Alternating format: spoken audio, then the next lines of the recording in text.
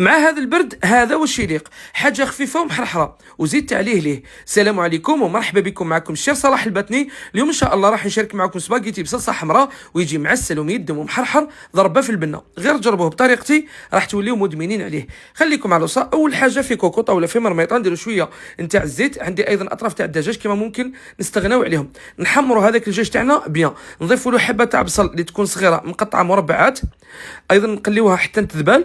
نضيفوا زوج وريقات نتاع الرند. التوابل عندي ملح، فلفل الكحل وفلفل احمر، وعندي كعبه تاع مرق الدجاج، ملعقه تاع طوماط كونسونطري وشويه نتاع الهريسه.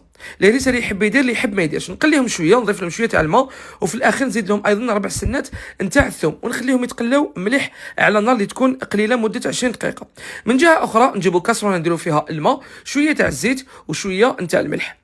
وعندي هنا لي بات نتاع غاريدو. انا استعملت سباغيتي تاع غاريدو، صدقوني حاجه دو بون كاليتي، وحتى وتغليوهم وتطولوا معاهم ما يتعجنوا، ما يروحوا ما يجيو، يقعدوا محافظين على فورم تاعهم. نطيبوا سباغيتي تاعنا 10 دقائق ونطفيو عليه. من بعد هنا لاصوص تاعنا بعد ما تقلات مليح راح نرميو هذيك لاصوص بهي او الماء هذاك هو بسباغيتي، وراح نقويو شويه النار ونخليوه يكمل طيابه حتى يشرب من هذيك لاصوص، تبقى غير شويه. نطفيو عليه النار، نضيفوا كميه من المعدنوس ونقعدوا نخلطوا فيه باش نبردوه كما نقولوا حنايا، باش يزيد يشرب من هذيك لاصوص ويجينا احمر بهذه النتيجه.